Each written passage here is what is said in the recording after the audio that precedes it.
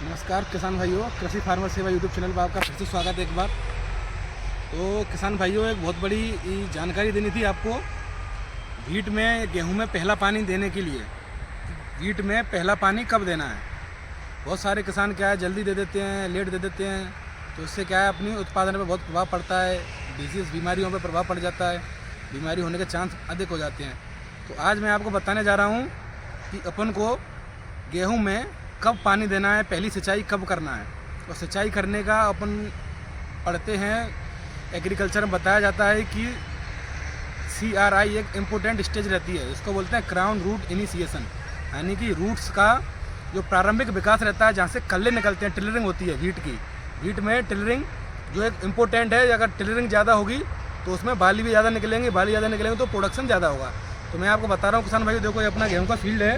एक बार इधर आइए, देखो ये अपनी गेहूं की क्या है, 4 से 5 सेंटीमीटर गहरी अपन बुआई करते हैं इसकी। तो क्योंकि इसकी रूट ज़्यादा जाती नहीं अंदर है, फाइब्रस रूट रहती है इसकी। तो जैसे मैंने ये पौधे निकाले हैं, ये पौधे दिखाओ, जैसे ये पौधे हैं, ये जो है ना अपनी किसान भाइयों, ये अपनी टेम्परेरी रूट है, यानी जब बीज का अंकुरण होता है, जैसे अभी इसमें बीज गेहूँ लगा हुआ है, गेहूँ का दाना खराब हो गया, अंकुरण होगा तो ये मूलांकुर है। तो इसमें अपनी ये जो जड़ है गेहूं की, ये टेम्परेरी जड़ बोलते हैं इसको। अब जैसे तुम ऊपर देखोगे, यहाँ से ये मैंने इसको निकाला और ये छील दिया इसको।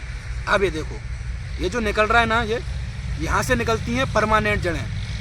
ये परमानेंट जड़ें निकलती हैं जो ऊपर से टिलरिंग करती हैं, यहाँ से कल्ले निकालती हैं। ये जो यहाँ से निकलेंगे ना टिलरिंग, इसमें क्या दिक्कत आती है किसान भाइयों, जानकारी ये है कि ये जो टेम्परेरी रूट है ये तो नीचे ही रह जाती है, लेकिन जो गेहूं की जो न्यूट्रिशन लेती है, यानी कि पौधे यहाँ से मृदा से अवशोषण करते हैं पोषक तत्व का, तो वो यहाँ से जो अपस्थानिक जड़ें निकलती हैं, जहाँ से टिलर निकलते हैं, वहाँ से ये पोषक तत्व लेती हैं। अगर तुमने ये पानी पहले या 20 से 25 दिन के बीच में नहीं दिया या बाद में देते हो, तो ये जो जड़ों का विकास नहीं हो पाता, ये जड़ें फैल नहीं पाती हैं, तो इनमें पोषक तत्व ऑब्जर्व करने की क्षमता नहीं रहती है। तो पोषक तत्व तभी होंगे जब आप पहली सिंचाई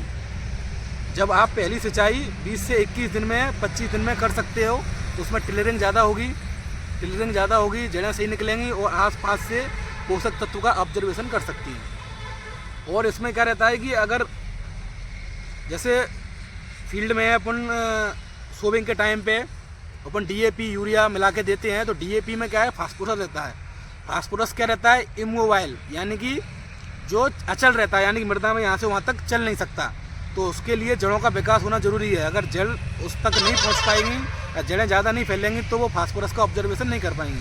फास्फोरस पौधे की जड़ के लिए बहुत इंपॉर्टेंट है, पौधे की जड़ों के विकास के लिए, बीमारियों को रोगों को लगने से बचाता है। तो ये एक बहुत इंपॉर्टेंट जानकारी थी किसान भाइयों। तो आप सभी को फील्ड में अगर पानी देना है ना, तो पहले 20 से 21 दिन, जो किताबों में बताया जाता है, पढ़ाया हुआ है कॉलेजों के द्वारा, कि CRI स्टेज 21 दिन की होती है, लेकिन आप 20 से 25 दिन के बीच में टिलरिंग कर सकते हैं, सिंचाई दे सकते हैं पहली सिंचाई के लिए।